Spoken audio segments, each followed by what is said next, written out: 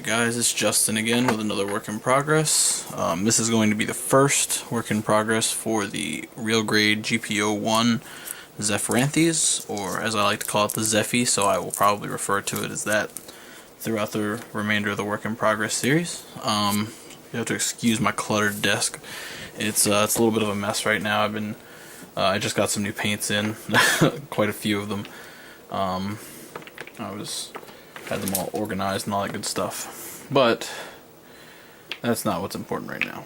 I wanted to go ahead and talk about what I'm doing with the GP01 and some of my plans for the GP01. I'm not going to go into full disclosure here. This is part of a build-off, so I think in the spirit of things it's best to not reveal all my surprises or all my tricks yet, but just to talk about what I've done, and I'm going to show you guys, hopefully, if this all works out well, some of the painting that I'm going to be doing. So let's start with this. The first thing I did is I've gone ahead and I've painted and detailed the frame like I normally do. I've done kind of a chrome look for the pistons, and then clear red for the tops, silver accents, not silver, but this is duraluminum by Alclad, over top of steel by Alclad. All the metallics on this kit and all the clear colors will be Alclads except for my cameras. Those are going to be Tamiya most likely, because I don't have Alclad clear greens. But as you can see, there's lots of detail here. On the insides here, I've done Alclad's pale gold. The darker color, like I said, is steel. This is duraluminum. This is bright silver candy base and clear red. And that's for the majority of the leg frame. And then there's some of these detail pieces here. This is the one for the knee, where you see this piece sticking out the top, and then there's the knee camera that is painted in the same way as the other clear red piece, and then these are just normal. So what's left is the armor bits, and the way that I've done this is I've gone ahead and just taken the whole leg apart entirely, and I'm going to paint these by color, by section by color. So I've got this primed, the off-white pieces. So these right now are a nice gray, and what I'm going to attempt to do here is I'm going to do it on camera, but whether or not you see the process is all determined on success or failure, because I don't want to show you guys a method that isn't going to work. So I'm going to record it, and like I said, if it doesn't work, I'm going to delete it. I'm going to strip the paint, and then I'll go a different way into doing this. But I'm going to try something slightly different with coloring these pieces.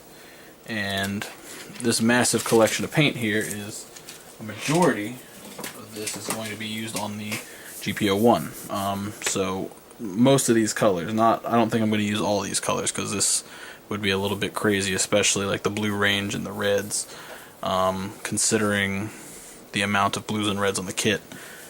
It might be a little bit excessive, because I mean the blue range alone spans 7 colors.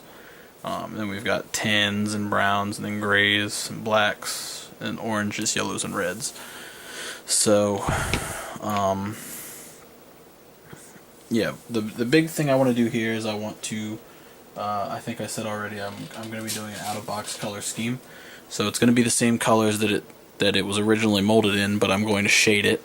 And that's the big thing I'm doing here, is I'm going to try a slightly new method of shading, and by new method I mean new to me. And I'm going to just try and sharpen up everything that I've learned up to this point. And ideally, I'm going to try to make this kit one of the best looking kits I've built to date. So enough yammering on. You've seen the frame, you've seen the other miscellaneous bits, you've seen the primed parts. So I'm going to go ahead and cut this here, and we will come back and I will be set up for paint hopefully, and we can talk about what I'm going to do with that. So I'll see you guys in a second. Alright guys, so I got all my pieces here. I have my colors thinned out and ready to airbrush. So we're going to go ahead and lay down a base coat. This base coat is going to be a lighter brown. Remember, this is for the off-white, it's not for the regular whites or anything else. So let me put my mask on and we'll get ready.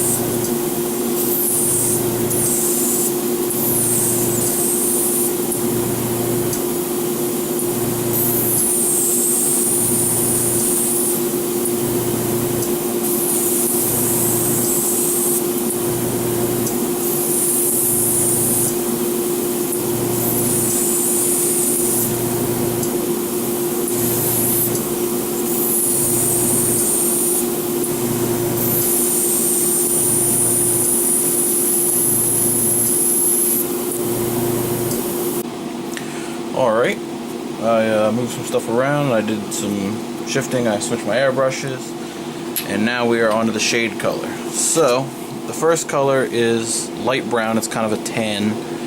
I'm not sure how well this is going to show up here, but I'm using this as a base coat. So the next step, since I'm pre-shading, is going to be my actual shade. So for this I'm going to use a darker brown, and this should do the trick. I might have to lower my pressure a little more to almost nothing.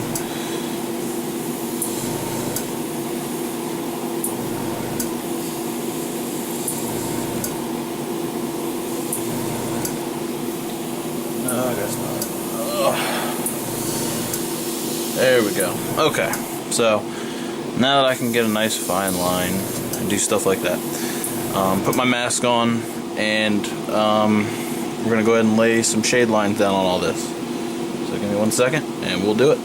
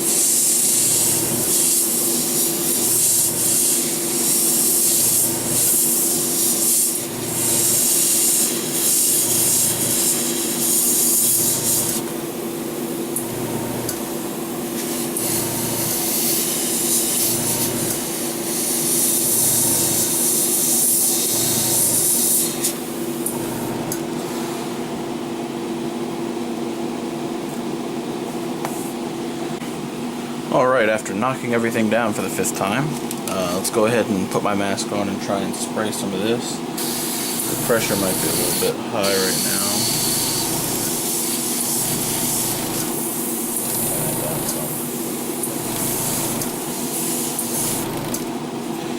Alright, let's do this.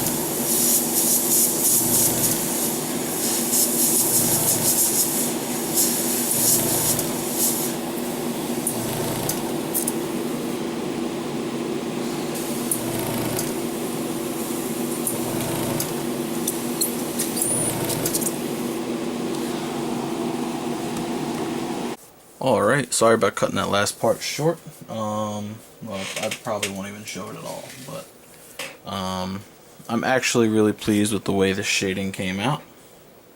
It's more subtle than what I normally do, but I think you can still see it. Let's go ahead and pop that off for a second. You can get in there. So there's my off-whites. That's what they're going to look like. This is ready for a gloss coat and a panel wash. So get another piece up here you can see a little better maybe. I think this piece came out pretty good.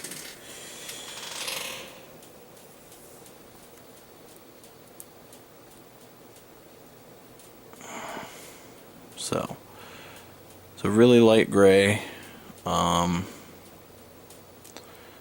And I shaded it with brown and tan. And I think it came out pretty good. Here's what it looks like compared to the original. It's a little darker, but that's okay. I think it'll look fine. I want to create some contrast anyway.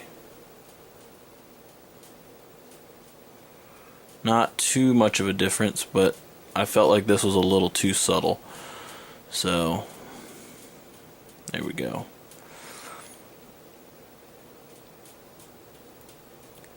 So next, before I go into gloss coating and all that, I'm going to do the regular whites. And those are going to be shaded with blue. So, look forward to that. So I guess I'll cut here and we'll do some more. I don't know. We'll see what happens.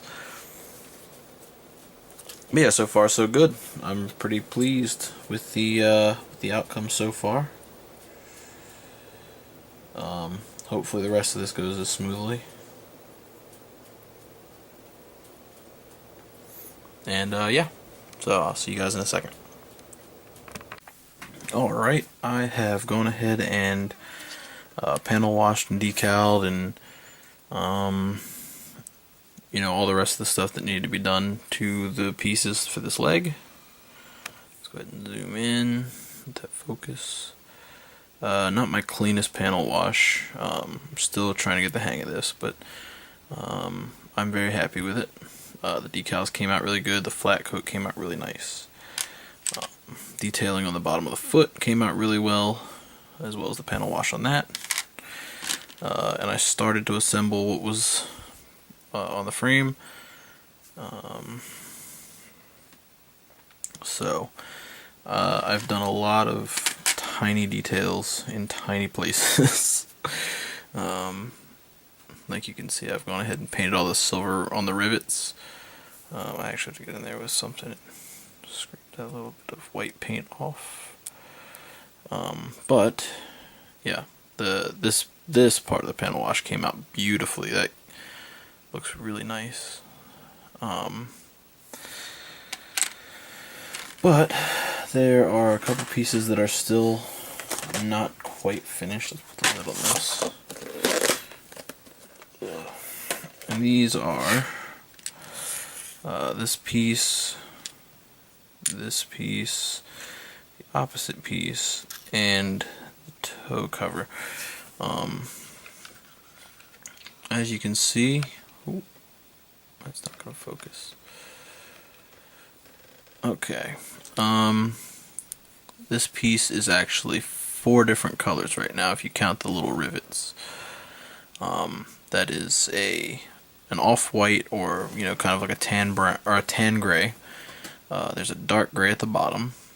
The rivets are silver, and right here in the middle, this is not actually the same gray. This is outclad steel, same as the back piece here, which has also received a panel wash. But I need to mask these little squares off, and I'm going to paint them chrome. And then this piece is going to be masked off.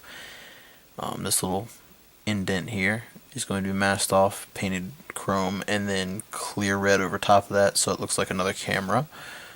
And these white pieces on the fronts of these need to be masked off, and I'm going to paint them steel so that they don't look really, really bad when you put the whole ankle armor together. But once that's done, I will cut to that and show you guys the difference between the painted and the unpainted leg, and you can see what I was going for, and you can see all my hard work, I guess. This has been, I want to say, a week in the making. The biggest chunk of my time was spent thinning down and getting these new paints ready and figuring out what colors I wanted to use and what order to use them and stuff like that. So there was a lot of detailing going on and a lot of other random stuff, but now that I think I have the basis of my plan, I think the rest of the paint should be really smooth. I still have to figure out what I'm going to do with blues and yellows, but that's 2 colors as opposed to 1, 2, 3, 4 with reds. Yeah, it was like 4 or 5 different colors that I had to hammer out what I wanted to do, not to mention masking and painting and detailing the frame. So the biggest chunk of what I had to do here was figure out what I wanted to do as far as colors were concerned. But now that that's done and they're in my little book and all that's good to go, I can mask these pieces off and get this part done, and then you guys can see what it all looks like compared to the other one. So I'm gonna cut. I'll see you guys in a second. Alright, and finally we have the final leg put together next to one that's completely out of box. It's got the same color separation, just to a more extreme degree, and I actually added some of my own color separation to it. You can see the off-white here has been darkened a little bit. I used brown and stuff like that to shade it, and then I went over it with a light gray, and it kind of created that effect. The frame has been painted and detailed in various spots. The pistons in the front have been painted. You can't really see them too well right here. There are metallics scattered around the outer armor.